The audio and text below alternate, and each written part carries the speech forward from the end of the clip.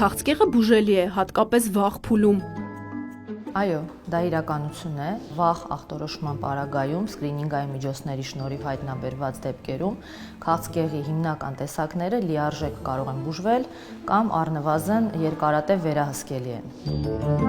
Թոքերի քաղցկեղ լինում է միայն ծխողների մոտ։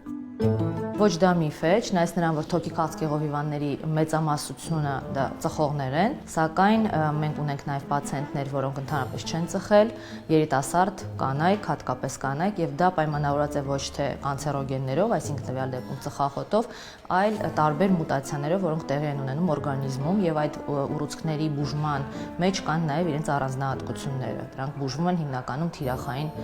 պրեպարատների միջոցով։ Եթե ցավեր չունեք, չի կարող քաղցկեղ լինել։ Ոչ, դա միֆ է։ Ցավոք սրտի քաղցկեղը վաղ փուլում ցավ չի առաջացնում եւ այն կարող է ընթանալ ընդհանրապես անախտանիշ։ Դա եւս մեկ անգամ ընդգծում է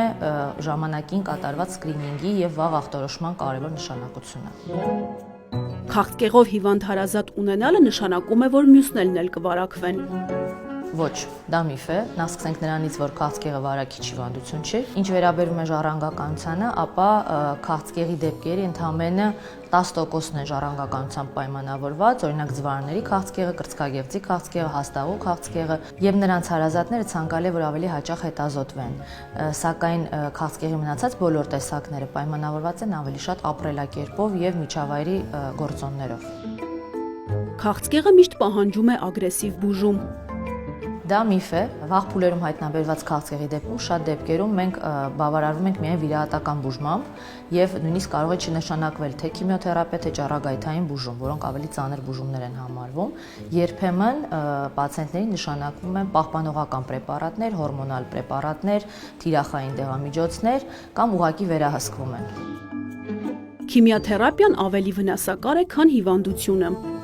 Դա նույնպես միֆ է։ Քիմիոթերապիան նշանակվում է միայն այն դեպքերում, երբ նրա օգուտը առավել է, քան նրա կողմից պոտենցիալ հասցվող վնասը։ Ժամանակակից քիմիոպրեպարատները բավականին ավելի քիչ տոքսիկ են եւ դրանում նաեւ մեզ օգնում են ուղեկցող պրեպարատները, ուղեկցող բուժումը, որ մենք նշանակում ենք զուգահեռ, որպեսզի տանելությունը ավելի լավ լինի եւ այդ կողմնակի ազդեցությունները կարողանանք մեղմացնել։ Քիմիոթերապիայից հետո բոլորն էլ մազաթափություն են ունենում։ Ոչ, դա միֆ է, կան քիմիոպրեպարատներ, որոնք ընդհանրապես չեն ազդում մազարմատների վրա կամ ուղղակի նոսրացնում են մազերը, իսկ այն դեպքերում, երբ մազաթափությունը հստակ լինում է, մենք առաջարկում ենք մազաթափության դեմ պայքարելու համար հատուկ գլխարկ մազարմատները պաշտպանող, որը ինչ որ չափով, երբեմն բավականին լավ, երբեմն միջին, կարողանում է պայքարել մազաթափության դեմ, դրանով իսկ ավելի նվազեցվում է կյանքի որակի վատթարացումը։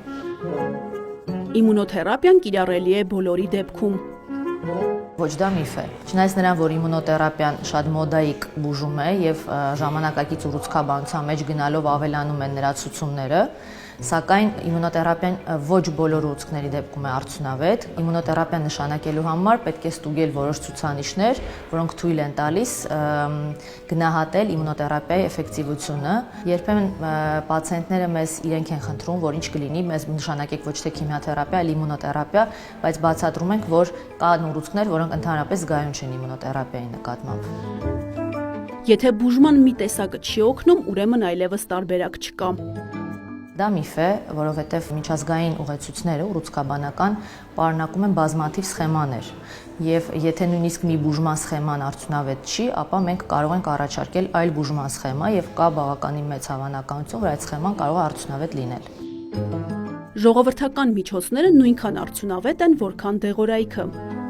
Ոչ, դա միֆ է, ժողովրդական միջոցները ապացուցողական բժշկության մեջ չեն մտնում, դրանք օրինակ սոդան կամ տարբեր տեսակի բուսական թուրմեր կամ այսպես կոչված սնկեր, բուժիչ սնկեր, որոնք որ կիրառում են մարդիկ եւ հարցնում են մեզ արդյոք կարող են կիրառել թե չէ, այդ ամենը իհարկե էֆեկտիվ չի, ավելին դա կարող է վնաս տալ օրգանիզմին։ Օրինակ մենք ունեցել ենք լյարդային անբավարարության դեպք, երբ պացիենտը առանց բժշկին ասելու, զգուշացնելու օգտագործել է տարբեր տեսակի թուրմեր, ամենօրյա գրաֆիկով, երբ հետագայում պարզվել է, որ դա հենց այդ թուրմերն են, որոնք փոխազդել են հիմնական ստանդարտ բուժման հետ։ Այդ դեպքում մենք կորցնում ենք նաև հիմնական ավելի ապացուցողական բուժում իրականացնելու հնարավորությունը։ Շաքարը կերակրում է քաղցկեղային բջիջները եւ դրանից հրաժարվելով կարելի է բուժվել։ Դա միֆ է, շաքարը, այսինքն գլյուկոզան անհրաժեշտ է բոլոր բջիջների կենսագործունեության համար եւ նրանից հրաժարվելը իհարկե բերում է ոչ թե բուժման, քաղցկեղային հիվանդության, այլ ուղղակի հյուծման, որը հետագայում խանգարում է մեր բուժմանը։ Իհարկե շաքարը պետք է սահմանափակել եւ դա վերաբերում է ոչ միայն օնկոլոգիական հիվանդներին, այլև բոլոր մարդկանց, քանի որ այն ունի վնասակար ազդեցությունները, կարող է առաջացնել շաքարային դիաբետ, ճարպակալում եւ այլն, բայց նրանից հրաժարվելը իհարկե հնարավոր չէ։ Սովապահությունը բուժում է քաղցկեղը։ Դա միֆ է, սովապահությունը, ինչպես նաև այսպես կոչված ինտերվալ սովապահությունը, որը նույնպես մոդայիկ է, ապացուցված չէ եւ նույնիսկ հակառակը վնասակար է, քանի որ առաջացնում է ծայրահեղաշրջանի հյուծվածություն եւ այդ հյուծվածության դեպքում շատ հաճախ մենք չենք կարողանում իրականացնել մեր բուժումը։ Բիոպսիան արագացնում է քաղցկեղի տարածումը։ Ոչ, դա միֆ է։ Բիոպսիան դա անվտանգ եւ պարտադիր դիագնոստիկ հետազոտություն է, որը թույլ է տալիս ախտորոշումը հաստատել եւ դրանից հետո նոր անցնել բուժմանը։ Ժամանակակից վիրաբուժական տեխնիկան թույլ է տալիս այդ գործողությունը կատարել մինիմալ ինվազիվ ձևով, այսպիսով մինիմալ վնաս հասցնելով պացիենտին։ Ժամանակակից բուժումը ապահովում է երկար եւ որակյալ կյանք։ Այո, դա իրականություն է։ Վաղ ախտորոշման պարագայում մեր պացիենտներից շատերը ունենում են լավ որակով երկարատև կյանք եւ պետք է ասեմ, որ քաղցկեղի դեմ պայքարելու ընթացքում շատ կարեւոր է նաեւ պայքարել ապա տեղեկատվության դեմ առավել եւս ժողովրդական միջոցների։